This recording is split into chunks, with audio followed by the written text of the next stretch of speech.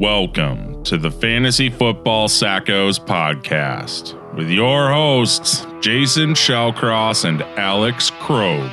Let's go! Fantasy Football Sackos. This is Jason. I am flying solo this week. And if you are upset that there was not a podcast last week, frankly, there's one person to blame here, and it's none other than my defenseless co-host Alex Krogh. For reasons that we will get into next time, because he will be back next week, there was not a pod last week solely because of Alexander Krogh. Regardless, you guys aren't here for that. You're here for waiver wire additions for week 5. Let's start at quarterback.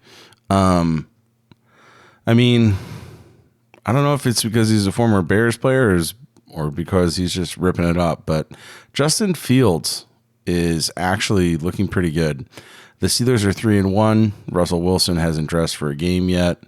We're going into bye weeks. So if somebody needs some fill-ins, Justin Fields, I've said it basically all season thus far. I like quarterbacks that can run, and Justin Fields is a difference maker on the ground. You have the Lions, the Chargers, the Eagles, and the Titans all on bye in week 5. So, you're going to be missing some dudes. And, I feel like Fields is the guy I'm looking for. Other than that, maybe some Geno Smith, Andy Dalton. I don't know. How in the world are we recommending that anyone pick up Andy Dalton in 2024? Well, the answer is he's thrown almost 80 passes in 2 starts. So he's just firing off a ton of red rocket rounds. So if you're looking for a streamer, I don't know. He has a tough matchup against the Bears, but hey, he's shooting from the hip. What else? Matt Stafford versus Green Bay. Everyone saw what Darnold did to the Packers. Deshaun Watson at the Commanders. He's terrible, but it is a great matchup. Joe Flacco. Is Anthony Richardson playing? If he's not, Flacco, he was serviceable last year at times. Yeah. Stick with Justin Fields. Get that ground yardage. At the running back position, let's pivot, shall we? Pivot! Chase Brown. Chase Brown would almost, he shouldn't be available anywhere. I would add him. He should be rostered in even a 10-man league. I would shove him on the end of my bench at an 8-man. I think he's by far the best running back on that team. Zach Moss is fine. He just looks like a bowling ball. But Brown finally got 15 totes on Sunday, made the most of it with 80 yards and 2 scores.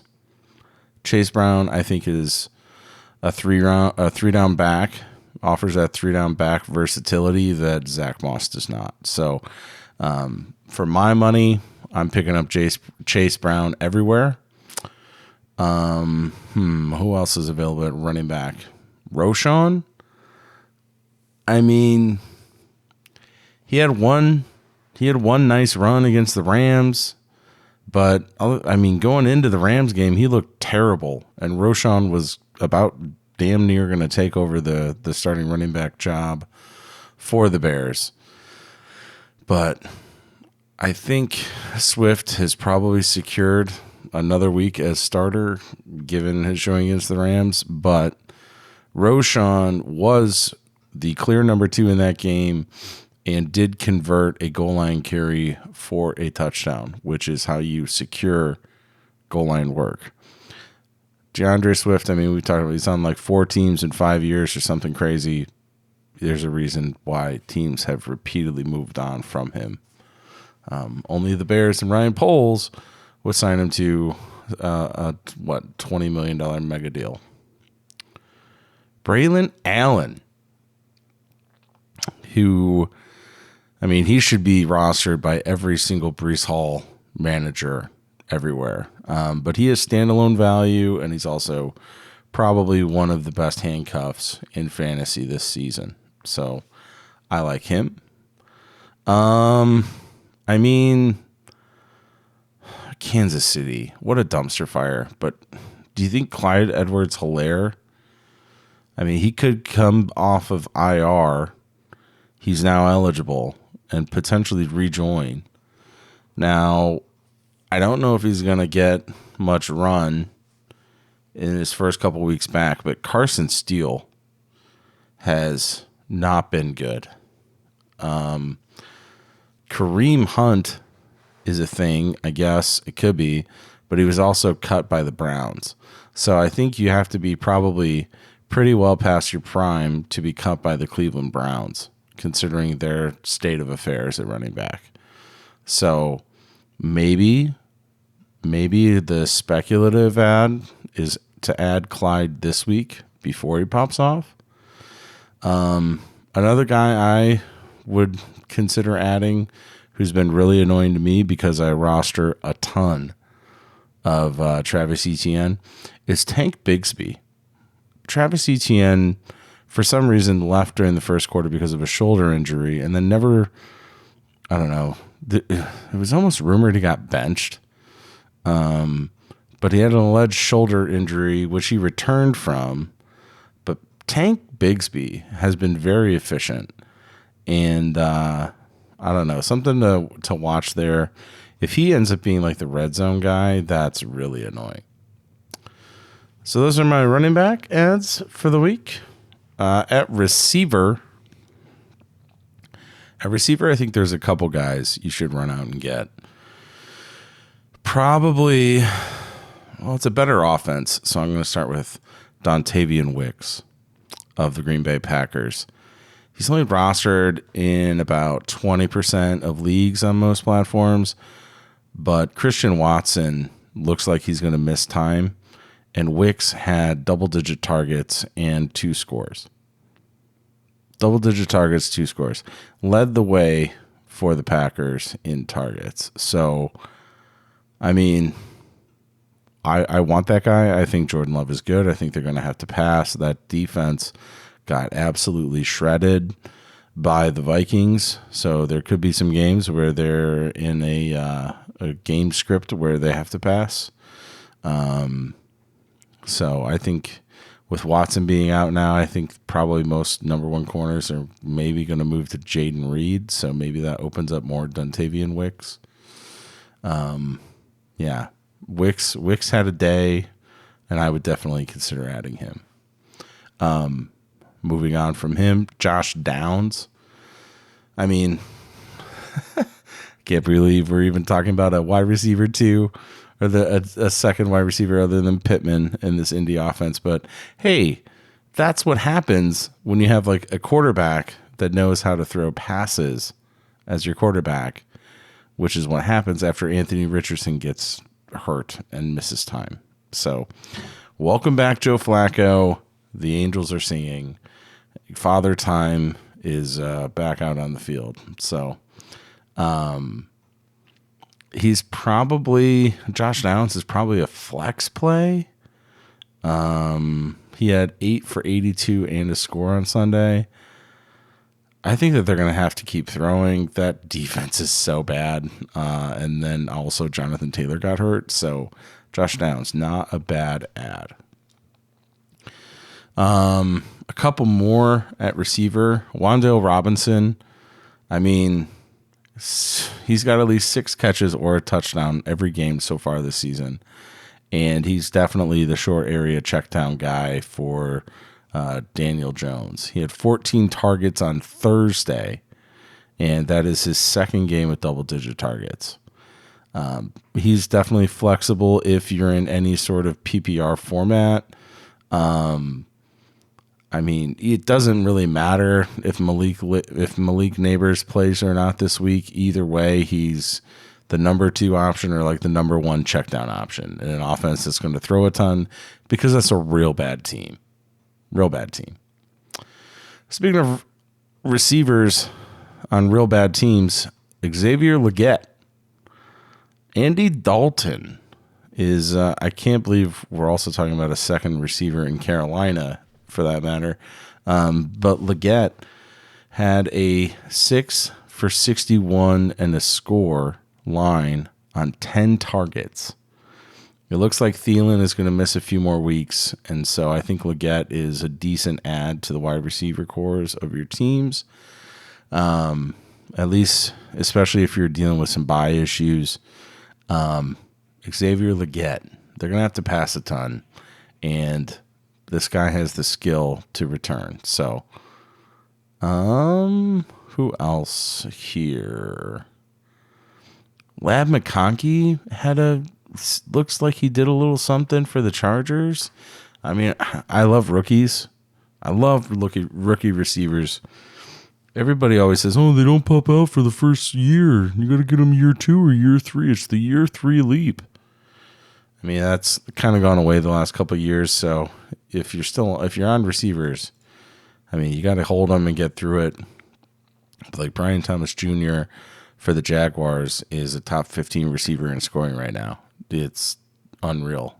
Like you got to get up. You got to get the gusto to put him in your lineup is what you got to do. What else? That's probably it for receivers. Like I see a bunch of Juju out here. I mean, Juju is terrible.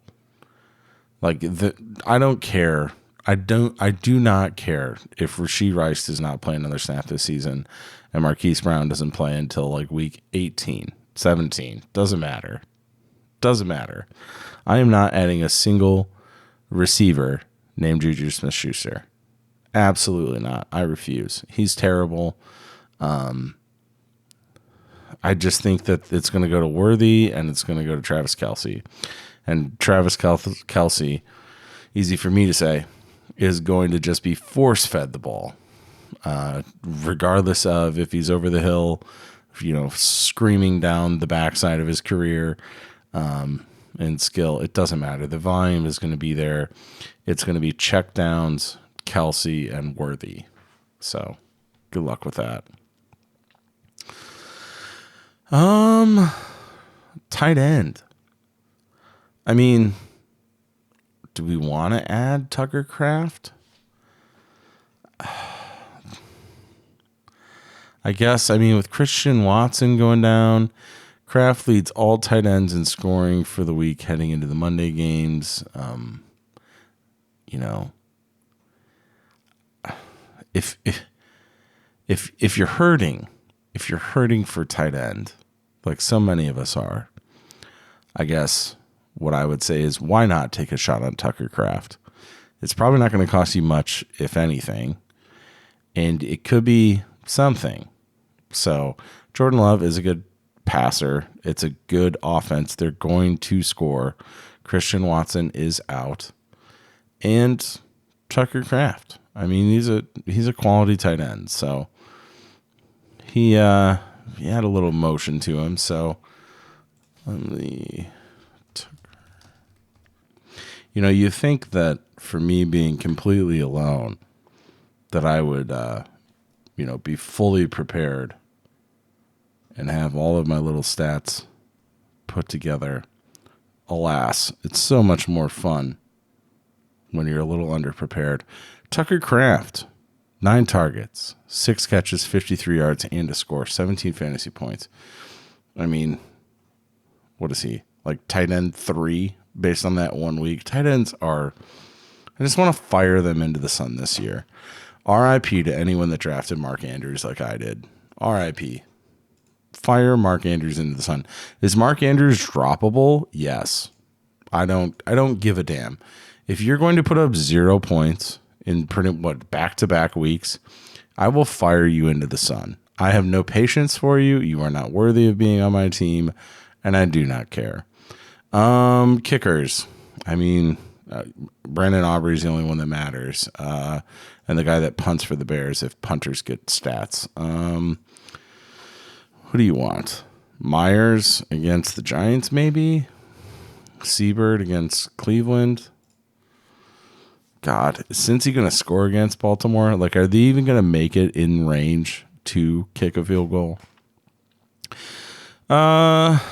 Defense corners, defense streamers. What do we have? Let's see. I will give you 2 games where you could probably start either defense playing in that game, because I think all 4 of these teams are just going to fall into each other for 3 hours. Game 1, Denver, Las Vegas. I think you could play Denver's defense against Las Vegas. You could play Las Vegas's defense against Denver. It's in Mile High. Doesn't matter. Those teams are bad, and they're going to play bad and fall into each other. So that's one. Second game, Miami, New England. These might be the single 2 worst teams in the league, and they play each other, which either means one of 2 things. They're going to pop off for 140 points, and it's just going to be a barn burner, or it's going to be some of the worst football that you've ever seen. And I'm thinking it's going to be the latter, with especially the way Miami looks playing football tonight. So Miami is at New England. Those are 4 horrible teams that are all playing each other. I guess if you can get them, the Seahawks at home against the Giants, I don't think that's bad. So good luck with your waiver claims. Spend the fab. I mean, you want some fab? You want to talk about fab being fabulicious? What do we got for fab? I'm not spending any fab on quarterbacks that I stream. Well, okay, maybe like $1 or $2, but that's about it. Same with defenses. Kickers, I don't know, $1. Running backs, Chase Brown. Jesus, if Chase Brown is there, I'm spending like 20% fab. He should not be there. Roshan, 10% or less. Braylon Allen, 5%. Like, if he's there, it's just because the Breece Hall manager doesn't want him. Clyde Edwards-Helaire, you probably get for $1, because nobody in your league is even going to be thinking about the guy coming off IR who's also been worthless for like the last 3 freaking years. So he's probably free. Bigsby, $2, $3. Justice Hill he did some stuff. He was cool through the air. He was nice. He was a little nice. But like, he only plays if Derrick Henry gets hurt. And Derrick Henry is freaking Superman. Like, he has 4,000 carries, something atrocious. He should be an old man that can barely walk with his back fused together. But he literally outran someone 7 years younger than him when he scored a touchdown on like a 30-yard run. Derrick Henry's invincible. So Justice Hill, I say that to say Justice Hill is like a borderline flex play only because people are on bye. Dontayvion Wicks, I mean, he could do things. I like him. I think I would probably spend like 15 to 20%, but that's because I just am really desperate at receiver right now. Prayers up for everyone with Cooper Kupp and AJ Brown, like me. Dontayvion Wicks, again, I'm spending probably 15 to 20 only because I'm desperate. You probably get him for like 8 to 11. Downs, he's probably like $1 or $2. Wan'Dale, $1 or $2. Leggett is probably free because people are going to think that he's just a rookie and he popped off once. He's not worth spending money on. McConkey had like the post hype of a draft like fall off, so he's probably real cheap. Juju, don't pick up because he should be fired into the sun. And Tucker Kraft, I mean, tight ends kind of suck this year. Well, no, they don't kind of suck. Tight ends really suck this year. So Tucker Kraft probably goes for like $3, I would guess, in most leagues with fab. So I don't know. I think if you just bid more than 5 on him, he's probably pretty much yours. I'm not recommending anybody else at tight end because they should all be fired into the sun. Defenses and kickers don't bid more than $1 on, and you're set. And this is less than 20 minutes. Efficiency. You see what happens when Alex Krog isn't on your podcast? And I even spent like 15 to 30 embarrassing seconds looking up the Tucker Kraft stat line from the Green Bay game. Okay. And finished in 20 minutes. Krog's here, and we just listen to him ramble on until we get to an hour. And then he is brilliant enough to wear headphones that are not plugged into his ears. So then my audio goes through his headphones and gets recorded on his mic and plays back like 2 seconds after I say the thing that I said on my recording on my end, but it's recorded on his audio, so you can't just delete it. So then you have to try to spend hours trying to get rid of the playback that's going through on top of the other playback, and it just doesn't work. But so then you get frustrated, but you just post the audio, right? You just post it. And then you get frustrated because it sounds like doo-doo, and then you pull it down, and then people are like, wait, there was an episode, but then there wasn't an episode. I was like, well, there was, and then there wasn't. So again, Lo Siento on the missed week. We are the Sackos. We just pulled a classic Sacco move, and we'll have Alex back in studio next week. So we're excited for that. Homeboy's traveling for work right now, so big ups to him on his first big boy trip going solo. We're really proud of the moves he's making. So thank you guys. Good luck on your waiver moves. Hope you keep crushing it. Have a good one. Thank you for listening to another episode of the Fantasy Football Sackos podcast. Follow us on Instagram and Twitter @the FF Sackos.